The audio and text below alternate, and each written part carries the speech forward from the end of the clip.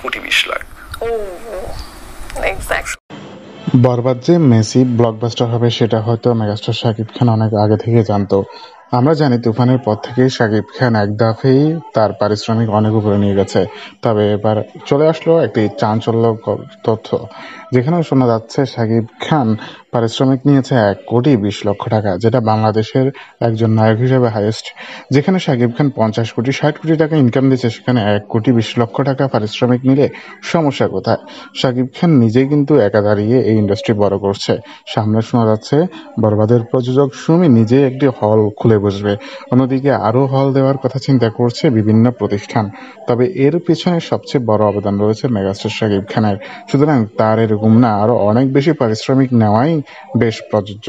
অন্যদিকে মেগাস্টার শাকিব খান সামনে তাণ্ডব নিয়ে আসছে এবং সেটার পারিশ্রমিক কত সেটা এখন পর্যন্ত বোঝা যায়নি। তো বন্ধুরা, ভিডিওটি নিয়ে আপনাদের মতামত জানিয়ে আমার ভিডিও কমেন্ট বক্সে ধন্যবাদ।